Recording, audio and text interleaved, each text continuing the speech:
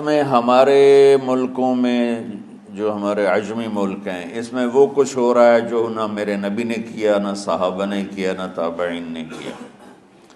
عجیب و غریب عبادات گھڑ لی ہیں، عجیب و غریب اس کے اعمال بنا لیے ہیں اپنی طرف سے، اور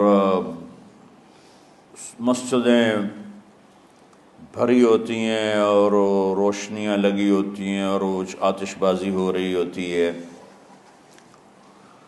میرے نبی نے اس رات کی فضیلت بتائی، عمل کوئی نہیں بتایا۔ جیسے یہاں کوئی صلاۃ تسبیح کی جماعت کرا رہے ہوتے ہیں، کوئی اجتماعی تہجد پڑھ رہے ہوتے ہیں، کوئی دیگیں چڑھا رہے ہوتے ہیں، کوئی آتش بازی کر رہے ہوتے ہیں، تو وہ اس میں اتنا غلو ہو گیا ہے کہ یہ بھی ٹھیک نہیں۔ اور کچھ علماء نے اس کے رد میں اس کا اتنا انکار کیا ہے کہ اس رات کی کوئی فضیلت ہے ہی نہیں، یہ بھی ٹھیک نہیں۔ اس بیچ کا راستہ، اس رات کی فضیلت میں جتنی احادیث ہیں وہ ضعیف ہیں، لیکن اتنی کثرت سے ہیں کہ ان سب کا مل کر جمع ہو کر کم از کم وہ حسن لغیر ہی تک تو پہنچ جاتی ہیں۔ اور ابن عثیمین رحمۃ اللہ علیہ نے بھی یہ لکھا ہے کہ زیادہ سے زیادہ ان احادیث کے مجموعے سے، چونکہ اگرچہ ضعیف ہیں لیکن کافی زیادہ ہیں، تو وہ حسن لغیر ہی تک پہنچ جاتی ہیں۔ تو حسن لغیر ہی سے کوئی عمل ثابت نہیں ہوتا، عمل ثابت ہوتا ہے صحیح حدیث کے سے۔ ایک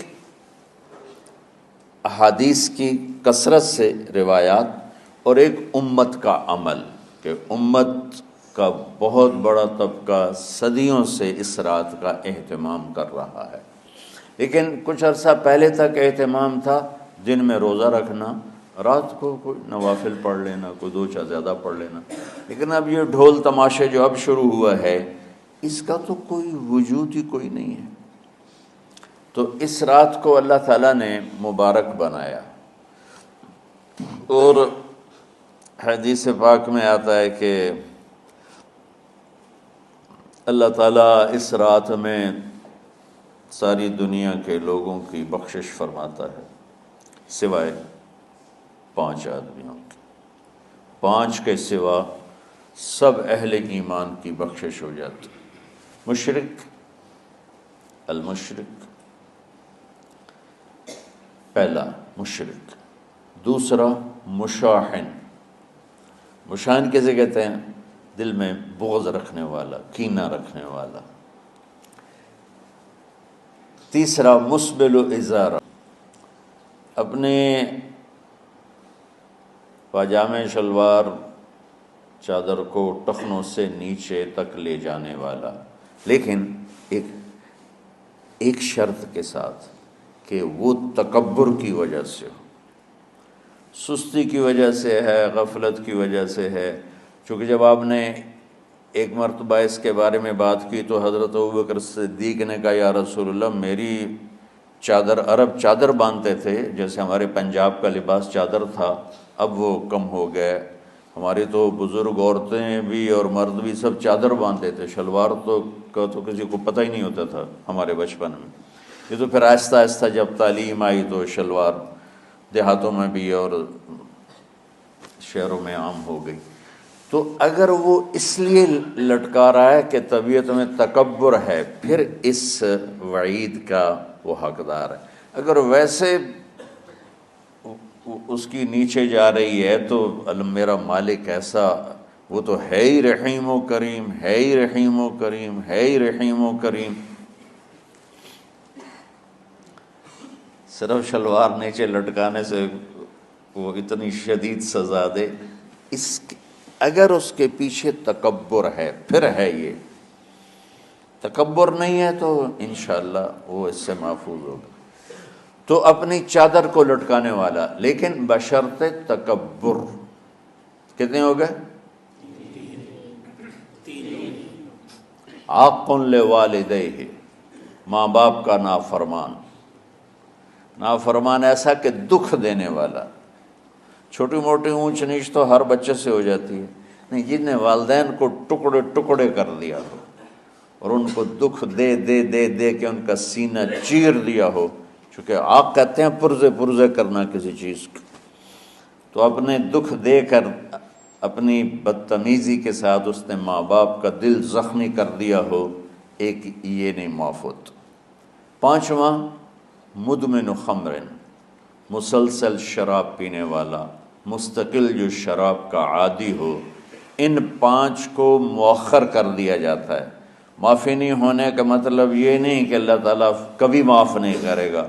معافی نہ ہونے کا مطلب یہ ہے کہ یہ 5 ایسے گناہ ہیں کہ اس کی وجہ سے بخشش رک جاتی ہے.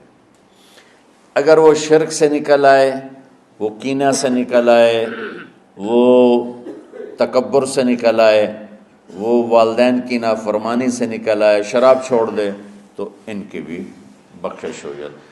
جب کوئی توبہ کرے گا فوراً بخشش ہو جائے گی. نہ 15 شعبان کی ضرورت ہے، نہ لیلۃ القدر کی ضرورت ہے، نہ بیت اللہ جانے کے ساتھ توبہ کی شرط ہے.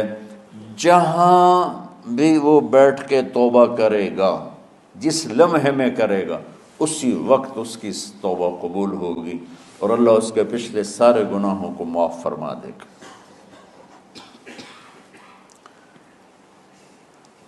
دن کا روزہ، رات کا قیام، زیادہ سے زیادہ قیام سے مراد نوافل ہیں. کوئی گھر میں پڑھ لے، کوئی مسجد میں پڑھ لے. نوافل، نفلی عبادات گھر میں ہی افضل ہوتی ہیں. میرے نبی سنتیں ہمیشہ گھر سے پڑھ کے آتے تھے. تہجد اپنے گھر میں پڑھتے تھے، مسجد میں نہیں پڑھتے تھے. سوائے اعتکاف کے آپ اپنے نوافل سنتیں سب گھر میں پڑھتے تھے اور مسجد میں صرف فرض آ کے ادا فرماتے تھے. اور اس کے بعد بیٹھنا ہوتا تھا تو بیٹھ جاتے تھے، اٹھنا ہوتا تھا تو اٹھ جاتے تھے.